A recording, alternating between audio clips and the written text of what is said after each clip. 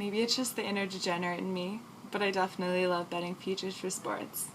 Football in particular is one of my favorites because of all the options available for you. I'm going to be covering the three what I'd consider major categories: leading passer, rusher, and receiver. The site I'm going to be using to get lines from is carbonsports.ag. I think the easiest one of these categories for me, especially to figure out, would be leading passer. I think one can make a case for maybe 3 or 4 total quarterbacks in the league, but I really think it's only between the two co-favorites in Peyton Manning and Drew Brees.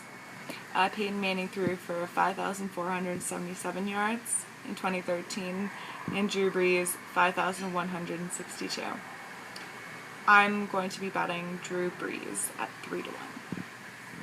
I think the category of leading rusher is between one of two players: 2013 leading rusher LeSean McCoy and Adrian Peterson. LeSean McCoy plays on a team with a very run-heavy offense. Despite all of his positives, he is a player that is prone to missing a lot of games. Adrian Peterson, on top of being Adrian Peterson, an absolute god, has the addition of Norv Turner. In 5 of Norv Turner's 23 years as offensive coordinator, his running back has gone on to win the rushing title. I think that the addition of Norv Turner can only help. With both players at 3 to 1, my play is Adrian Peterson. I think the most wide open of these categories is receiving. Calvin Johnson is 3 to 1, Demaryius Thomas at 6 to 1, and Dez Bryant at 6 to 1. My play is Dez Bryant at 6 to 1. If you're the type of person who holds much weight to the preseason, Dez Bryant has looked great. He was 8th in 2013, and I think the Cowboys are in much of the same problem. They have a struggling defense and they need an offense with one player to step up and help them win games. I think that player will be Dez Bryant.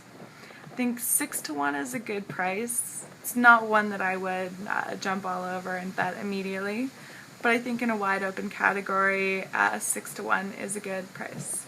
I think that if you like Dez Bryant, you should wait around a little bit, wait for some of the odds to go down on other players, maybe pushing Dez Bryant's odds up.